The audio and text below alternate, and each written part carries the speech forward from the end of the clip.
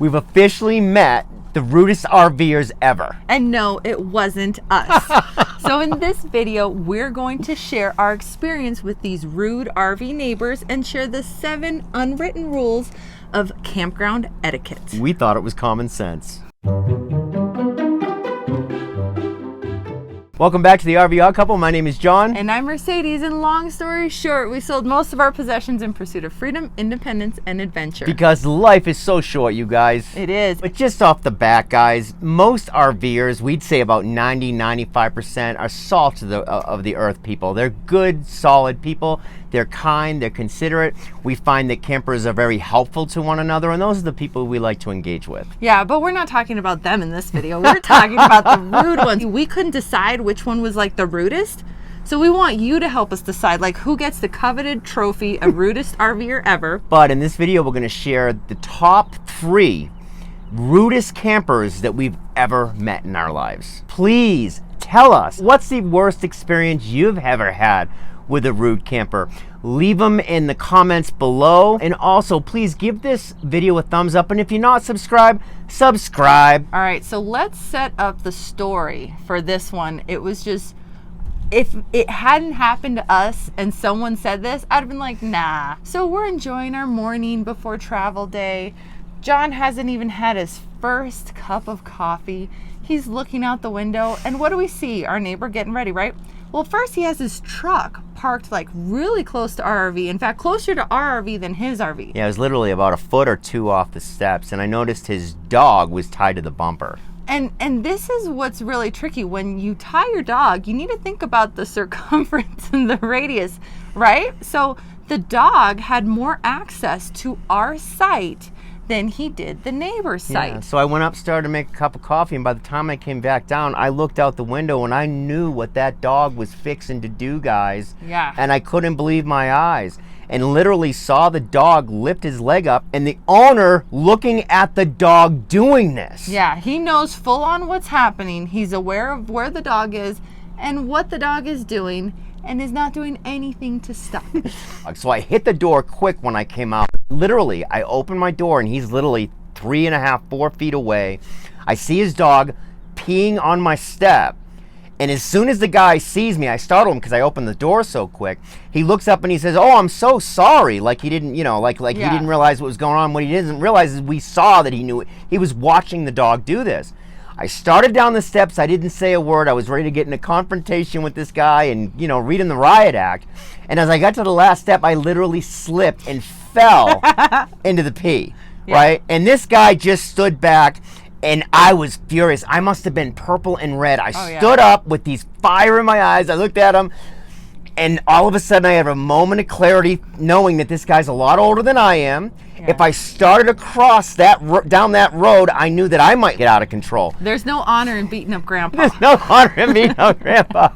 So the best thing I could do at that moment was not say a word and walk as fast as I could to the other side of the camper and just sit there. So I sat on the other side of the RV for about 5 minutes trying to calm down, and I've never seen another RVer clear out of a spot so fast. Yeah, he was gone like 4 seconds later. At the same time, you want to talk about rude. He never took the time to wipe down our steps. You had to clean the I steps. had to clean up the mess that he had made. But one of the things that really, really made me mad, I see his wife come out. He told her what had happened, and I saw her chuckle. The only people that are allowed to piss on our steps are our own dog and my husband. But my dog knows not to. My husband. But I don't pee on our own steps. Yeah, you pee around the steps. So always keep your dog on a leash, have control of your dog, and always pick up after him. We never imagined that we would have to tell people or suggest that you don't let your dog pee on other people's property. But unfortunately, we do. Pet etiquette is probably the #1 thing that drives RVers crazy. But that's not the rudest camper we've met. I think that the next one was equally rude. The second story, we're gonna lovingly call this lady the poop hose lady. Unbelievable. And a picture is worth 1,000 words. Now this one's absolutely ridiculous, but it's still not our worst. We'll get to that one later. So So one morning we're sitting at the RV and I look out the window and, you know, somebody's packing up. Now I have this weird fetish where I like now when I see somebody unpacking or packing up the RV, I just like to sit down and watch them do it. I'm just interested in how people do it, right? I don't think that's what a fetish is. Like you're a poop voyeur? No, I'm not a poop voyeur. No. What I'm saying is I just have this weird thing where I like to observe how other people do stuff, especially when it comes to how they handle poop, right? And so what I've noticed in my observations over the 2 years that we've been doing this is about half the people will use gloves and don't cross-contaminate. They use plenty of hand sanitizer, right? They do it the way that I would suggest most people should do it. And then you've got that other half that just doesn't seem to know what they're dealing with, or their own poop doesn't really bother them. Well, You'll see them with no gloves, you know, taking stuff off. Eating a sandwich. Yeah, eating a sandwich. We saw one person eating a sandwich while they were cleaning up, right? We've seen people, you know, doing the poop hose and then putting their hands in their hair, right? Or other campers will walk over and they'll shake hands with them. You know, people are strange, which is one of the main reasons I don't shake hands with other RVers. When you're dealing with poop, it is very easy to cross-contaminate, and it's always frustrating to me as an RVer because I see all this stuff wondering what the person was doing before I pull into my site. I see them hanging over the water spigot. I see them splashing the stuff around everywhere. They're just not very sanitary. The bottom line here is don't contaminate your entire RV site and don't leave your spot a freaking petri dish. Exactly. It's just absolutely disgusting. Clean up after yourself. All right, now this next story, this was so rude. I do think they might be in first place. They must have had like 20 people in an RV that sleeps 10, right? There was a big family and they rented a site for one night. I think it was a Friday night or a Saturday night. And we actually, that night before, we were watching them, you know, the whole family out there. It was filling our hearts. We love seeing families get together. The community, the fires, the excitement, the bicycles, the kids all on the cooking, all of it. It's wonderful to watch, but this time it didn't turn out too well. So they only stayed one night. The following morning, they had to check out. Well, they weren't paying attention to the time, and so it's 2 o'clock. The next person pulls in. Yeah, they passed checkout time, and now it's into check-in time. Right. And they're still occupying the spot. So the family that is having that spot next pulls in at 2 o'clock. They were supposed to be gone 3 hours earlier, right? The kids are all out in the dunes, and there's people off this way and that way, and there's only 3 adults at the site. When they approached the guy and said, please, can you guys get going so we can have our site? The guy that was on the site that was supposed to leave had an attitude, and he was being a little arrogant with those who were trying to check in, right? And the people go and get the manager, and the manager comes over and says, guys, you're supposed to be out of here. You gotta go. Then he starts rushing, right? Yeah. As he's rushing, he literally throws the hose in, pulls his black tank, and the pipe flips out of the tank. The poop went over the entire site. The whole site was like wet. Like you would have thought somebody ran a hose throughout all. We could smell it in our RV. We were just having lunch. It was absolutely disgusting. The saddest part about this is the people that were there actually started laughing. The people that were supposed to check in didn't want anything to do with that site. It was almost like their experience had been ruined because they were so like grossed out by stepping outside that they weren't enjoying themselves. Now, credit to the park. The park manager came over with a couple of maintenance guys.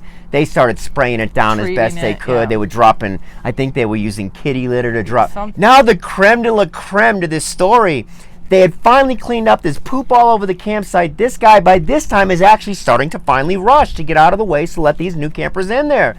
He backs up and he crashes into somebody that's driving by. He's just not paying attention. Yeah. It was absolutely... It was chaos. It was complete chaos. And it was unnecessary chaos. Completely unnecessary. But the whole while they're doing this, it's like there's like a line waiting. They're stalling all these people from getting into their site. The bottom line is, guys, when you're in the wrong, admit you're in the wrong. Yeah. You know, accept responsibility. Don't be a jerk to the person who is only following the rules or expecting what they were expecting when they came to the campsite. You know, don't have an attitude. Don't be a jerk. Honor your checkout time and honor your check-in time. And if you're struggling to get out on time, make sure you're communicating that with park management. Hey, I'm running a little bit late. Just be forthright about it. A lot of people's weekend got ruined because of one family that didn't have the kindness and courtesy to follow the rules. Mm-hmm. there are some honorable mentions of these unwritten rules of campground etiquette that people are breaking, that with all the newbie RVers out there, we feel like we really need to discuss. And the next one I'm going to call the campsite hogs. And not just the campsite hogs that stay way past the checkout time. I'm talking about campsite hogs that either hog up all the campsites in the system and then never show up. I'm talking about the campsite hogs that like borrow the picnic tables and then you go in and you're like the only campsite that doesn't have a picnic table while your neighbor has 3.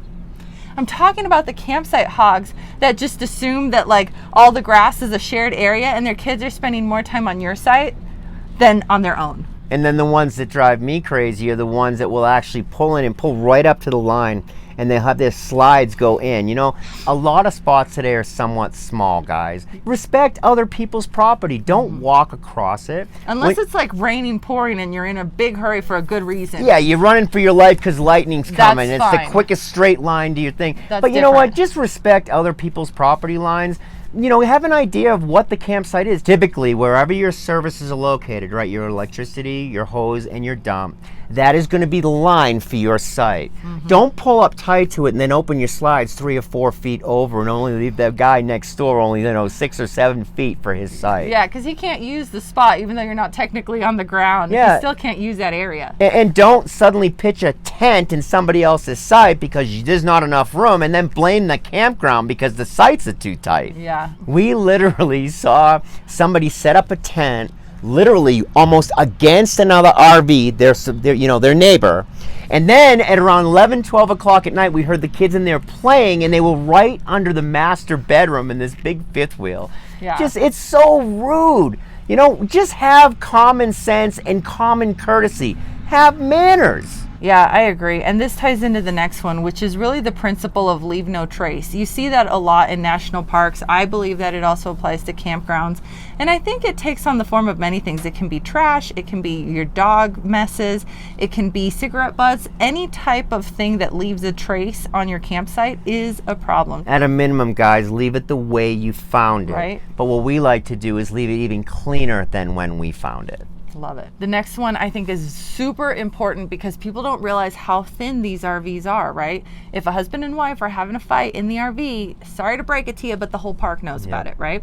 And it goes in the opposite direction too. If you're outside, just because someone's in the RV doesn't mean that they can't hear every single word that you're saying outside of the RV. They're paper thin and that goes in both directions. So don't talk about your neighbors. They can hear you. Yeah.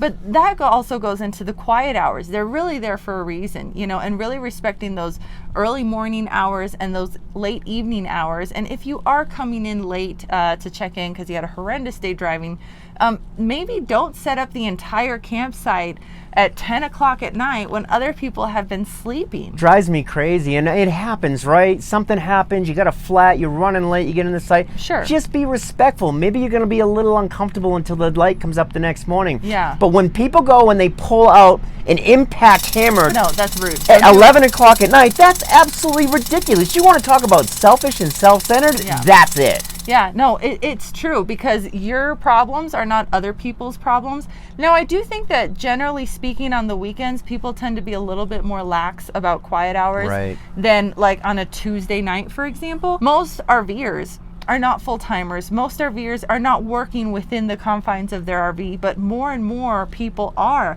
And so having that consideration that maybe at 11 o'clock on Tuesday, someone might be trying to go to bed to work the next day, consideration and courtesy goes a long way. This one drives me insane. This goes back to when we started. It blows me away by how fast some people will drive in a campground.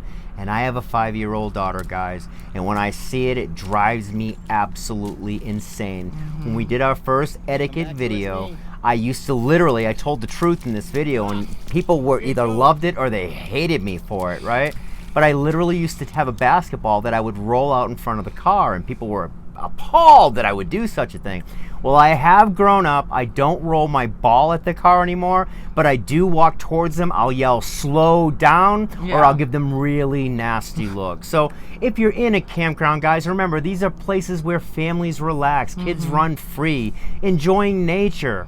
Okay, so please, if it's 10 miles an hour, do 6 or 7. Yeah, well, and not just that. I like to walk during the morning or during the midday, right? And people, it surprises me not just how fast they'll go, but how close they'll like brush up against where you're walking. And if they're too close, I'll literally kick the car. I've done it before. I've done it twice. Shocker. No, I'll yell at them and I'll be like, slow down, because I don't feel comfortable with the vehicle being 2 feet or closer to me going past the speed limit.